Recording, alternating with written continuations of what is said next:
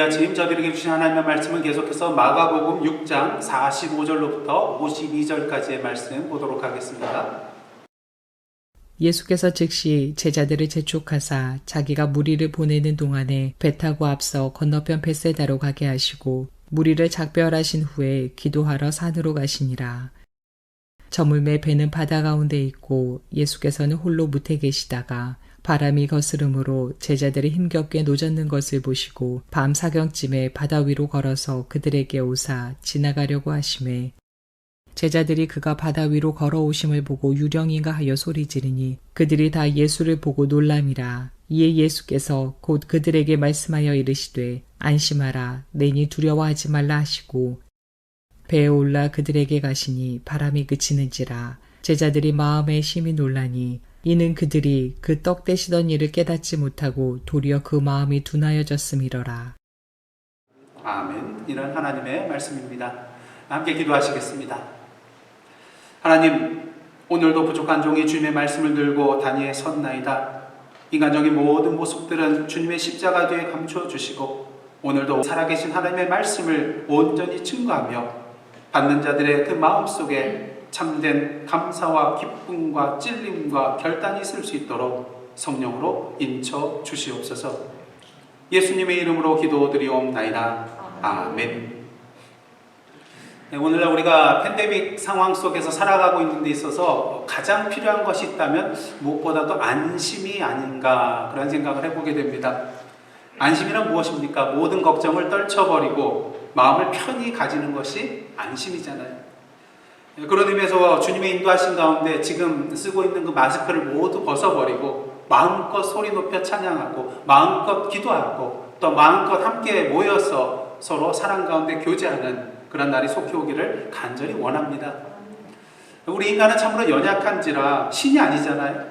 그렇게 삶의 순간순간마다 어려움과 고비의 순간을 맞이하게 되더라고요. 때로 뛰어넘을 수 없는 커다란 인생의 장벽에 가로막히고 또 사방으로 우겨쌈을 당한 것과 같은 그러한 탈출구가 전혀 없는 듯한 막막한 상황 속에서 깊은 한숨을 내쉬게 되는 것이죠. 독일의 실존주의 철학자 칼 야스퍼스는 이렇게 우리의 힘과 능력으로 변화시킬 수 없고 또 피할 수도 없는 이러한 상황에 대하여 한계 상황이다. 그렇게 정의를 내리고 있습니다.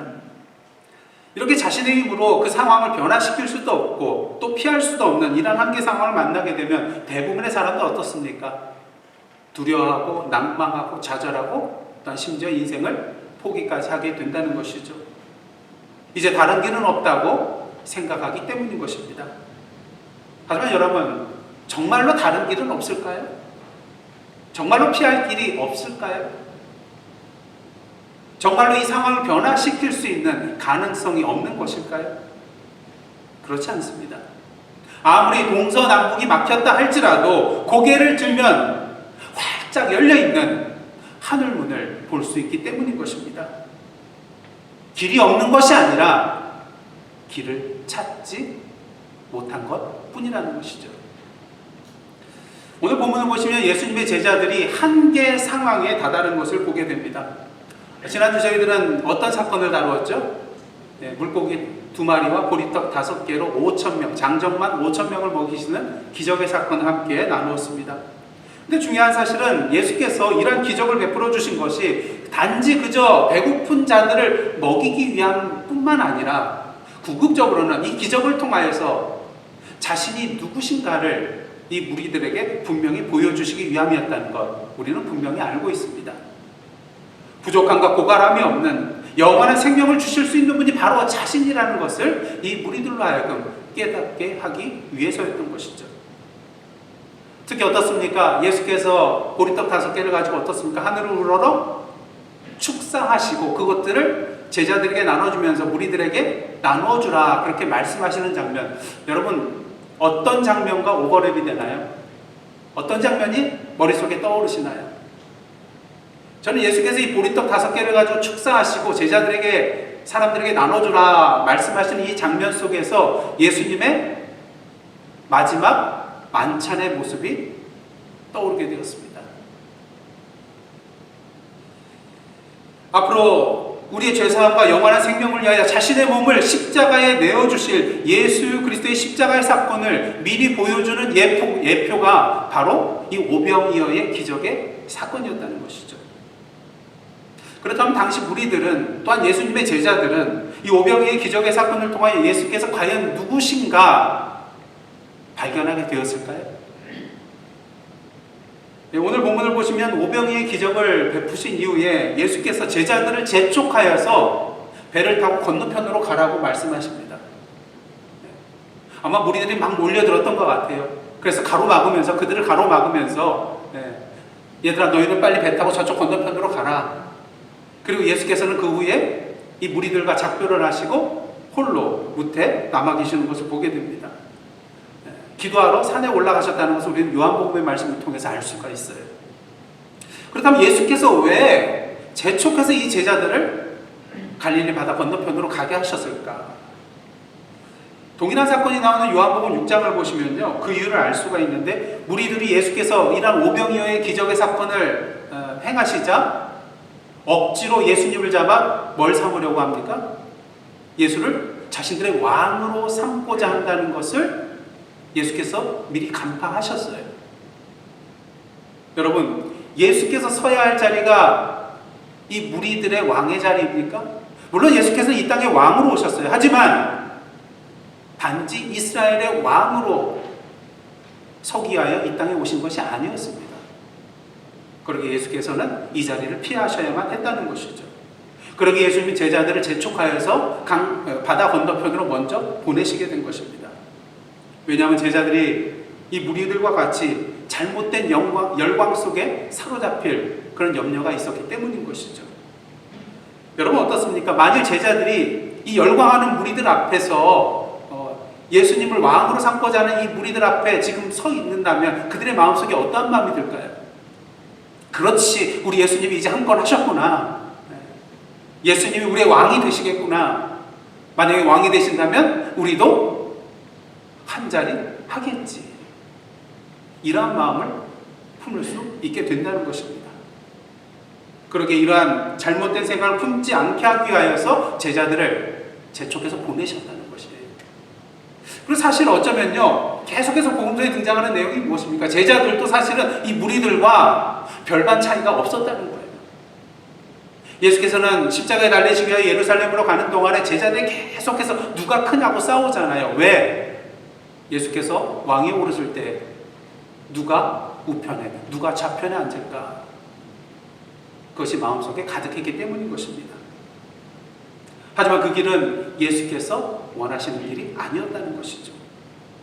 그러기 예수님은 제자들이 잘못된 길로 나아갈까 봐 걱정하셔서 그들을 재촉해서 미리 바다 건너편으로 보내셨던 것입니다. 이에 제자들은 참으로 아쉬워했을 것 같아요. 오병이어의 기적의 사건을 통하여 인기 절정에 오른 이 예수께서 왜 그렇게 하시는지 도무지 이해할 수 없었을 것입니다. 하지만 예수께서는 그들을 위하여 더 큰 것을 준비하고 계셨음을 오늘 본문을 통하여 우리는 보게 되는 것이죠. 예수님의 말씀대로 제자들은 열심히 노를 저어서 바다를 향하여 나아가게 됩니다. 근데 그런 가운데 날이 저물게 되고요. 또 아직 배는 바다 가운데 있는 상황인데 어떤 일이 벌어집니까? 바람이 거슬러서 그들이 노젓는 것이 힘들어지게 되는 그런 상황에 다다르게 됩니다. 여러분 아시다시피 갈릴리 이 바다는요, 호수인데 크다 보니까 사람들이 갈릴리 바다라고도 부르죠. 근데 이 사면이 다 산으로 둘러싸여 있습니다. 그렇게 해가 지게 되면요, 그동안 뜨거워졌던 이 산 지역의 기온이 낮아져서 찬 기운이 어디로 내려갈까요? 갈릴리 호수로 내려가게 되는 것입니다. 그래서 때로는 이 산허리를 타고 내려오는 찬 공기로 인하여서 종종 돌풍이 일어나게 되는데요. 때로는 큰 파도를 일으켜서 배를 뒤집어지게 만드는 그런 일도 일어나게 된다고 합니다. 그러게 지금 배가 어디에 있습니까? 바다 가운데 있어요. 그럼 사방에서 지금 찬 공기가 내려와서 바람을 일으키는데, 자, 제자들이 지금 가고자 하는 것은 묻히잖아요. 근데 바다 가운데 있어요. 그럼 노젓기가 쉽겠습니까? 어렵겠습니까? 당연히 어려운 것이죠. 지금 그 바람은 그들이 나아가고자 하는 방향과는 다른 역풍이기 때문인 것입니다. 너무나도 힘들었을 거예요. 동일한 내용을 다루고 있는 요한복음은요, 그냥 단순한 바람이 아니라 큰 바람이라고, 그로 인해서 파도가 일어났다고 얘기를 하고 있습니다. 근데 이것만 해도 힘든 문제인데, 요한복음을 보시면 그들로 하여금 더욱더 힘들게 만드는 두 가지 요소가 있었음을 발견하게 됩니다. 다 함께 한번 요한복음 6장 17절 말씀 다 함께 읽겠습니다. 시작. 배를 타고 바다를 건너 가버나움으로 가는데 이미 어두웠고 예수는 아직 그들에게 오시지 아니하셨더니. 그들 더욱더 힘들게 만드는 요소 한 가지가 뭡니까? 이미 뭐라고요? 어두웠다는 거예요. 해가 졌다는 것입니다. 캄캄한 밤이 되었다는 것이죠. 그래도 낮이라면 그곳에 어부 출신이 있잖아요. 어떻게 해서든지 해볼 터인데 지금 밤입니다. 어디가 어딘지 분간할 수 없고 방향도 제대로 잡을 수 없는 그런 상황이라는 것이죠. 근데 더욱더 그들을 어렵게 하는 것은 뭡니까? 아직 누가 오시지 않았다고요? 예수께서 오시지 않았다는 것입니다. 여러분, 풍랑 속에 힘들어하고 있는 이 제자들의 상황과 예수님이 아직 오시지 않았다는 이 내용 사이에 어떤 관계가 있길래 요한복음 기자는 이러한 표현을 한 것일까요? 지금 우리가 마가복음 6장을 보고 있는데요. 앞으로 돌아가서 마가복음 4장을 보시면 오늘 사건과 유사한 사건이 나타나는 것을 보게 됩니다. 날이 저물 때에, 이것도 비슷하죠? 시간도 비슷합니다. 날이 저물 때에 예수님과 제자들이 함께 배를 타고 갈릴리 바다를 건너갈 때에 광풍을 만나게 되죠. 그래서 파도가 쳐가지고 물이 배 안으로 들어오게 됩니다. 아무리 어떻게 배를 해보려고 했어도 쉽지 않습니다. 그러게 배가 침몰할 지경에 이르자 이 제자들이 예수님을 향하여 뭐라고 합니까? 고물에서 베개를 메고 주무시는 예수님을 깨우면서 우리의 죽게 된 것을 왜 돌아보지 않습니까? 이렇게 외치게 되죠. 이에 예수께서 일어나셔서 이 바다를 향하여 잠잠하라, 고요하라 꾸짖게 되자 그 험한 바람이 사라지는 그런 기적이 일어난 것을 우리는 분명히 보았습니다. 예, 그렇습니다. 큰 바람과 파도를 만난 절체절명의 위기의 순간이라 할지라도, 이미 어두워진 캄캄한 밤이라 할지라도 이 바람과 파도를 잠잠하게 해주실 수 있는, 그 어둠을 물리치실 수 있는 빛 대신 예수님이 옆에 계시다면 그 모든 문제는 더 이상 그들에게 문제가 되지 않는다는 것입니다. 하지만 여러분, 이 마가복음의 4장의 기적의 상황과 오늘 본문에 나오는 마가복음 6장의 그런 상황 어떻습니까? 비슷한 것 같은데 커다란 차이점 한 가지가 있는데 그게 뭐죠? 예, 마가복음 4장에는 예수께서 배에 계셨어요. 하지만 오늘 본문 속에 어떻습니까? 예수님은 무태 계셨어요. 요한복음에 의하면 산에 기도하러 가 계신 중이었습니다. 그러게 요한복음 이러한 상황 속에서 예수는 아직 그들에게 오시지 아니하셨더니라고 표현하고 있는 것입니다. 이러한 한계 상황 속에서 제자들은 불안하고 두려웠을 것입니다. 심지어는 버림받았다는 그런 생각마저 들었을 것입니다. 왜 그렇습니까? 지금 그들이 배를 타고 바다 건너로 가는 것은 자진해서 간 게 아니잖아요. 그들은 그냥 무태 있고 싶었어요. 그 열광하는 무리들과 함께 있고 싶었어요. 하지만 누가 가라고 했어요? 예수께서 가라고 명령했기 때문에 지금 배를 타고 가는 길이었잖아요. 그렇다면 예수께서 그들을 지켜주셔야 하는 건 아닌가요? 예수님이란 풍랑이 일어날 것이라는 것을 알고 계셨을 터인데 왜 주님께서는 그들과 함께 동행하지 아니하시고 그들을 이 풍랑 속으로, 이 사지로 내몬 것일까요? 생각하면 생각할수록, 시간이 지나면 시간이 지날수록 더욱더 제자들에게 분명하게 다가오는 것은 그들의 문제가 해결될 수 없다는 그러한 문제뿐만 아니라 그 마음속에 불안과 두려움과 낭만과 좌절의 마음이 점점 커지게 되었을 것입니다. 오늘도 우리가 인생길을 걸어가는 데 있어서 예수님의 제자들이 만난 이러한 커다란 풍랑, 인생의 한계 상황을 만나게 될 때가 분명히 있을 것입니다. 문제는 뭐예요? 이미 어두워졌다는 거예요. 빛의 소망이 없다는 거예요. 또한 아직 주님께서 오시지 않은 것처럼 느껴질 때가 있다는 것입니다. 그럴 때 우리는 질문하게 됩니다. 나를 사랑하는 주님이라면 나를 이렇게 내버려 두시지는 않을 터인데 왜 나를 이러한 상황 속에 던져 놓았는지, 왜 나를 이러한 상황 속에서 구원하여 주시지 않는 것인지 질문하게 된다는 것입니다. 그리고 도저히 이해할 수 없는 이러한 현실 속에서 낭만과 좌절과 어둠 속으로 더욱더 깊이 빠져들게 된다는 것이죠.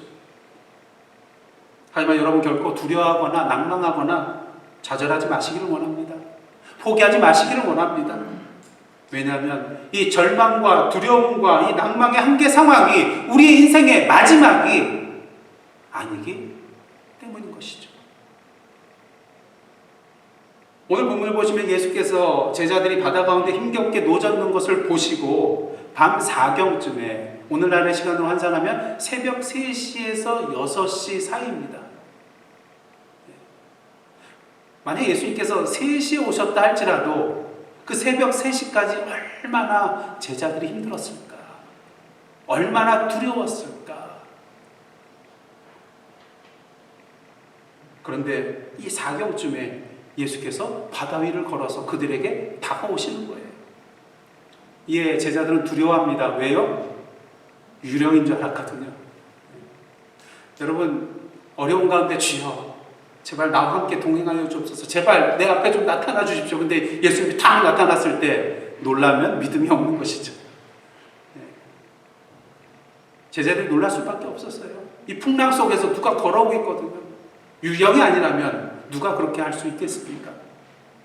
이에 예수께서 말씀하시죠. 안심하라. 내니 두려워하지 말라. 그리고 배에 오르게 되자 그들이 그토록 두려워했던 모든 풍랑이 잠잠하게 되는 것을 보게 됩니다. 요한복음은요, 이 이야기를 이렇게 마치고 있습니다. 요한복음 6장 21절인데요. 이에 기뻐서 배로 영접하니 배는 곧 그들이 가려던 땅에 이르렀더라. 조금 전까지만 해도 두려움과 절망으로 인하여 어두웠던 그들이 이제 기쁨의 빛의 얼굴로 변하게 되었다는 것이죠. 그리고 무사히 목적지까지 이르게 되었다는 것입니다. 상황이 어떻게 됐어요? 역전이 됐어요. 절망이 소망으로 바뀌었고요. 두려움이 기쁨으로 바뀌었습니다. 방향을 잃고 헤매던 그들의 배가 이제는 안전하게 그 목적지까지 이르게 된 것이죠. 오늘 주님께서는 오늘 본문의 제자들과 같이 인생의 풍랑을 만나 이미 어두워지고 아직 주님께서 오시지 않은 듯한 그런 낭만과 절망의 상황 속에서 두려워하고 있는 저희들을 향하여 동일하게 말씀하고 계십니다. 안심하라. 도저히 안심할 수 없는 그런 상황임에도 불구하고 주님께서 말씀하십니다. 안심하라. 물론 안심하라, 내니 두려워하지 말라는 직접적으로 유령인 줄 알고 두려워하는 제자들에게 대하여 무서워하지 말라고, 두려워하지 말라고 하신 말씀이지만 궁극적으로 안심하라는 이 예수님의 말씀은 절망하고 포기할 상황이 아니라는, 소망을 가지라는, 인생의 역전의 순간이 다가왔다는 그런 말씀이라는 것입니다. 그리고 주님께서 오늘 본문을 통하여 오늘도 한계 상황 속에서 두려워하며 낙심하고 있는 우리를 향하여 안심하라고 말씀하고 계신 것이죠. 그렇다면 이 예수님의 안심하라는 말씀은 구체적으로 오늘 우리에게 무엇을 의미하는 것일까?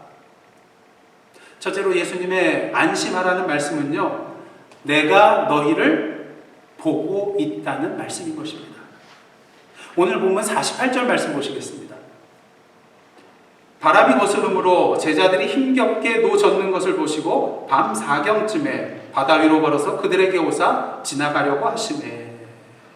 지금 예수께서 저 밑에서 산에서 바람이 거스려져 제자들이 힘겹게 노젓고 있는 것을 보셨다는 거예요.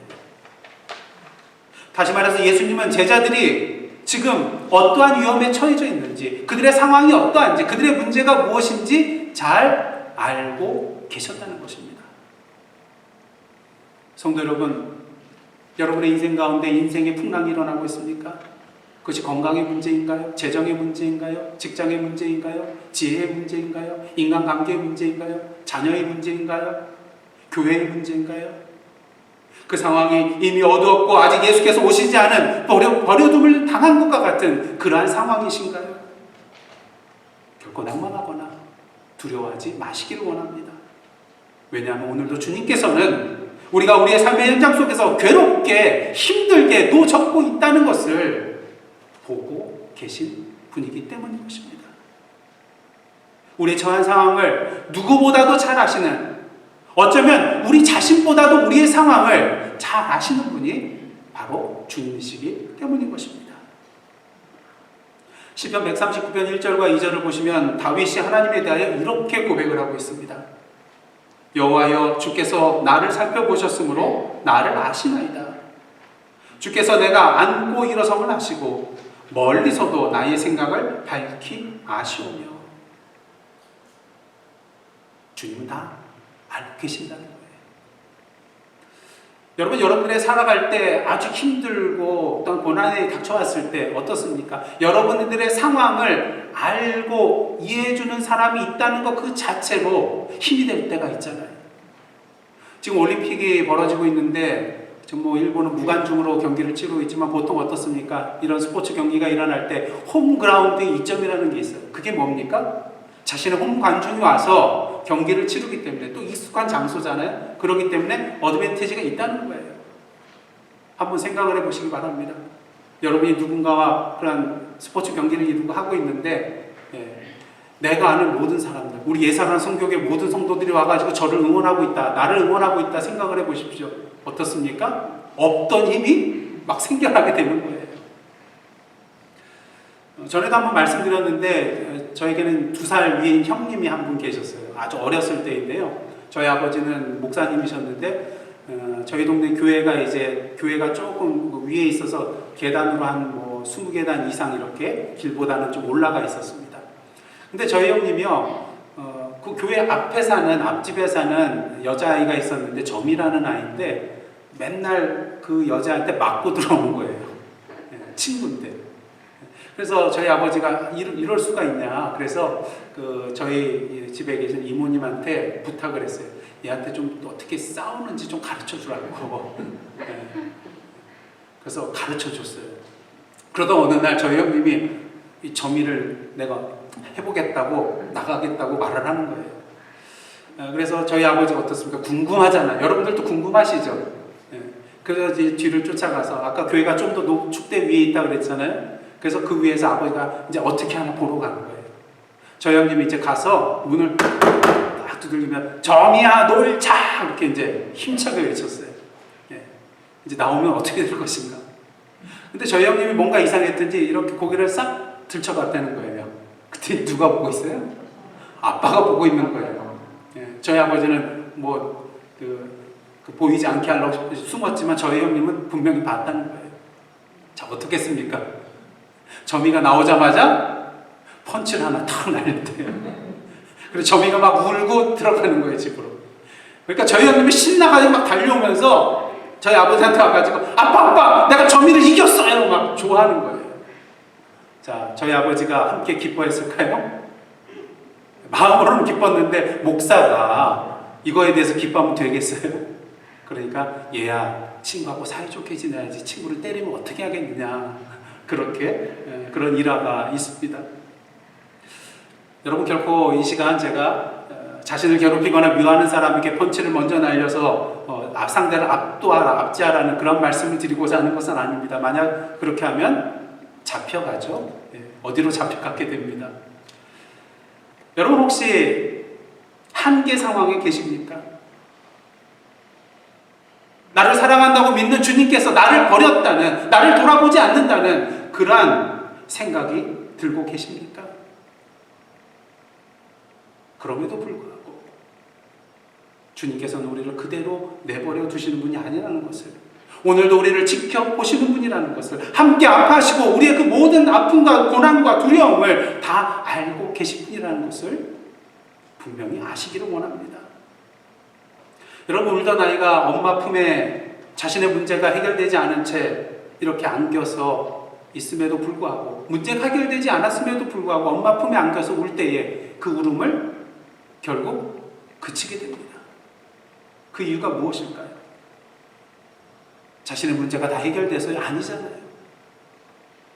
자신을 토닥이며 자신의 품에 자기를 안고 있는 그 엄마가 자신의 아픔과 상처와 고통을 알고 있다는 것을 그 품 속에서 느끼며 그 안에서 치유함을 받기 때문인 것입니다.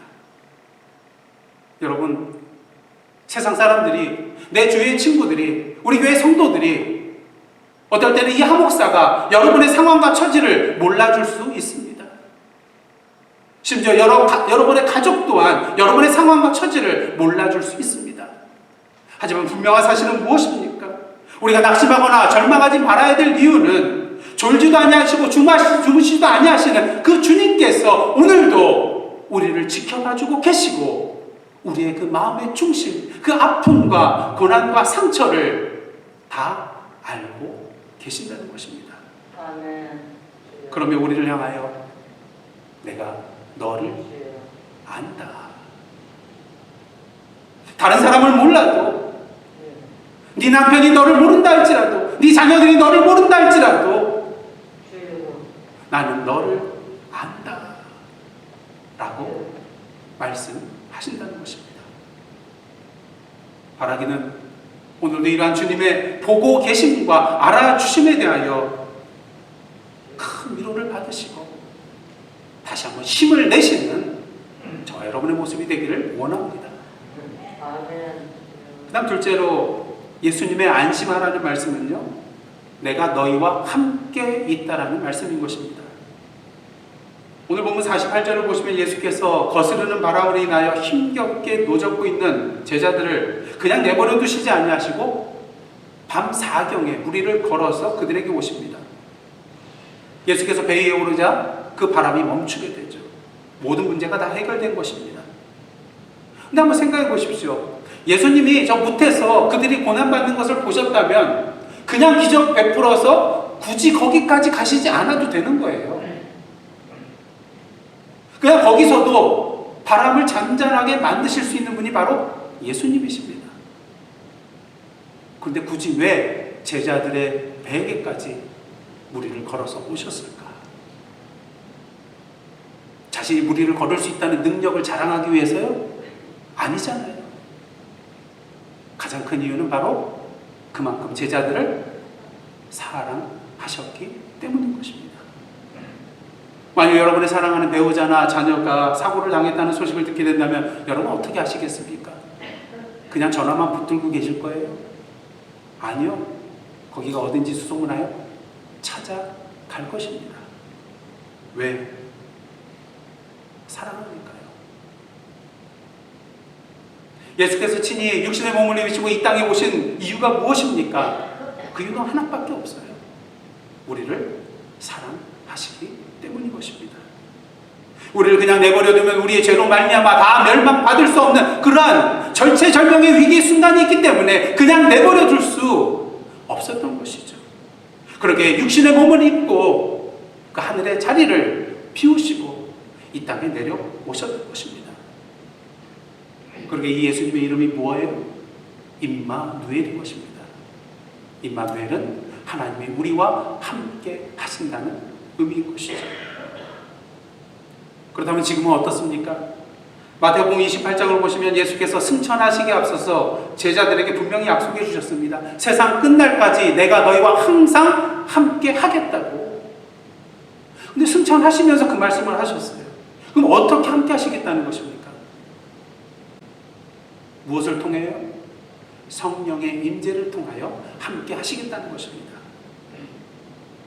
그리고 우리는 오늘도 분명히 알고 있어야만 합니다. 우리의 모든 인생의 풍랑을 잠잠하게 만드실 그 주님께서 멀리 계시면서 우리를 그냥 내버려 두신 것이 아니라는 것입니다. 이미 어두워지고 아직 예수께서 오지 않으신 것이 아니라 예수께서 2000년 전에 이 땅에 오심으로 말미암아 이미 우리 삶 가운데 소망의 빛이 환하게 빛나고 있다는 것을, 그 소망의 빛 대신 예수께서 지금, 아직이 아니라 지금 우리와 함께 동행하고 계시다는 것을 분명히 깨닫고 누려야 한다는 것입니다. 안심하라. 안심하라. 우리에게 찾아오셔서 지금 우리 곁에 계시며 우리와 함께 동행하고 계시는 주님의 음성인 것입니다. 그다음 마지막으로 예수님의 안심하라는 말씀은요, 내가 너희를 인도하겠다는 말씀인 것입니다. 오늘 본문 이 말씀, 풍랑을 잔잔케 해주신 이 말씀 다음에 나오는 마가복음 6장 53절 말씀과 또 같은 내용을 담고 있는 요한복음 6장 21절 말씀 한번 보도록 하겠습니다. 건너가 게네사렛 땅에 이르러 대고, 배가 건너가서 게네사렛 지방에 이르렀다는 것입니다. 일단 동일한 내용을 담고 있는 요한복음은요, 이에 기뻐서 배로 영접하니 배는 곧 그들이 가려던 땅에 이르렀더라. 예수께서 제자들에게 오셔서 풍랑만 잔잔케 해주신 것이 아닙니다. 예, 그렇습니다. 그들이 가려던 땅에 이르게 해 주셨다는 것입니다. 오늘도 우리 주님은요, 우리의 삶 가운데 찾아오셔서 지금 우리가 당면한 그 절체절명의 위기의 그런 순간의 문제, 이 문제만 해결해 주시는 것이 아니라 오늘도 우리와 함께 동행하여 주시면서 우리의 인생의 목적지까지 우리를 선한 목자 되어서 인도해 주시는 분이라는 것입니다. 아멘. 여러분이 잘 아시는 빌리그레엄 목사님, 목회를 시작한 지 얼마 안 됐을 때 그는 설교를 하기 위해서 어느 작은 그런 도시를 방문하게 되었다고 합니다. 근데 거기에서 편지를 붙일 일이 있어가지고 길 가는 소년에게 우체국이 어디 있느냐 물어보게 되었다고 합니다. 이 아이의 설명을 듣고 이제 고맙다는 그런 표현을 한 후에 이 아이에게 이런 말을 했어요. 얘야, 오늘 밤 저기 있는 교회에 나오너라. 거기서 내가 천국에 이르는 길에 대하여 설교할 거란다. 천국에 이르는 길에 대해 설명해 준대요. 이 아이가 어떻게 대답했을까요? 가겠다고 했을까요? 가지 않겠다고 했을까요?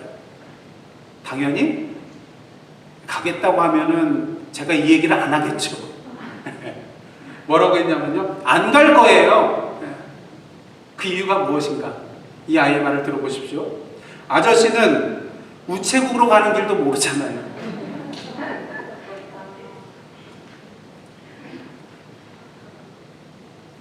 우리가 오늘도 인생의 불안과 두려움의 길 속에서도 낭망하지 말아야 할 이유는 무엇입니까? 요한복음 14장 6절 말씀처럼 예수께서 우리의 길과 진리와 생명이 되시는 분이시기 때문인 것입니다. 그리고 요한복음 10장 14절 말씀처럼 우리의 길과 진리와 생명 되시는 그 주님께서 우리의 선한 목자가 되어주시는 분이기 때문인 것입니다. 여러분의 인생의 참된 목적지에 이르시기를 원하십니까? 그렇다면 여러분의 인생의 배에 주님을 모셔드리기를 원합니다.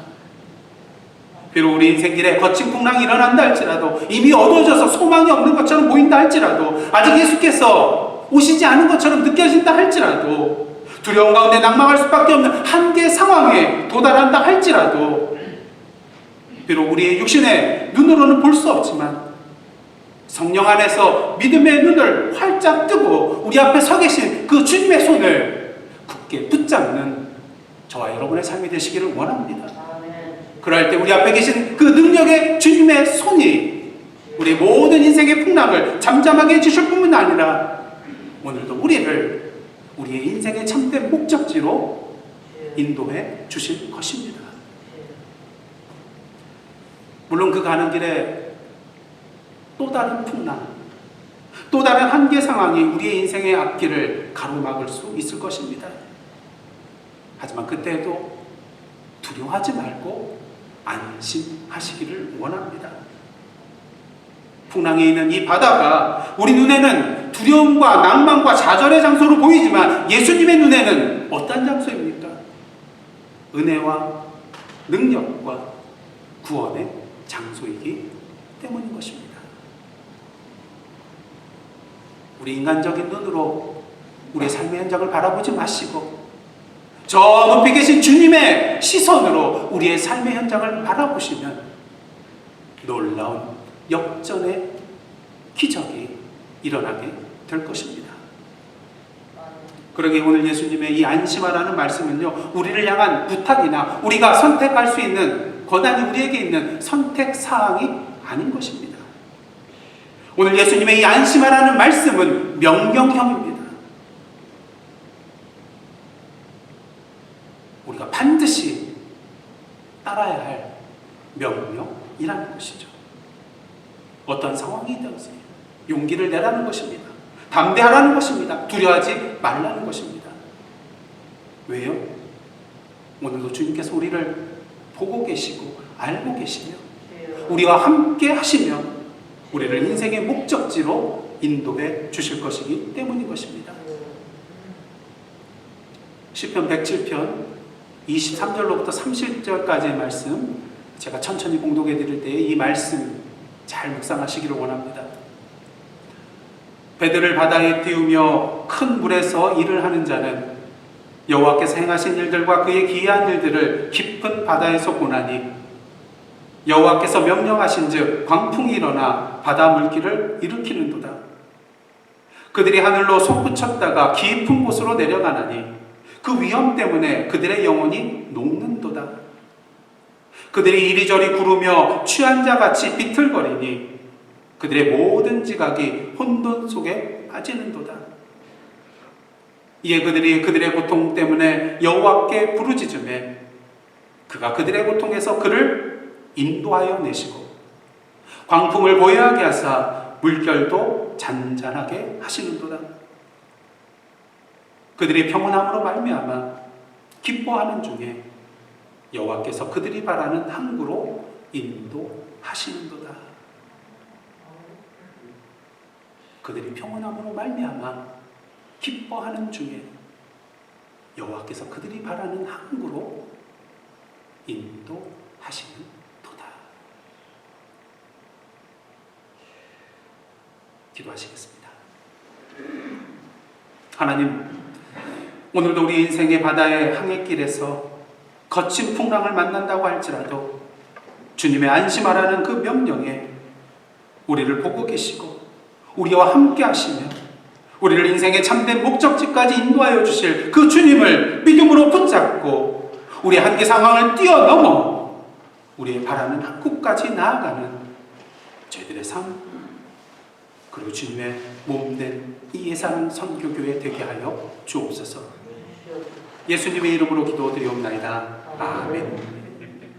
이제는 함께 파송의 말씀으로 나가시겠습니다. 사랑하는 성도 여러분, 하나님께서 여러분을 다시 복음 앞에 부르고 계십니다. 주여, 주님의 부르심에 순종하며 이 땅의 복음의 사명자로 살아가겠나이다. 아멘. 함께 결단의 찬송으로 주님 앞에 나가시겠습니다.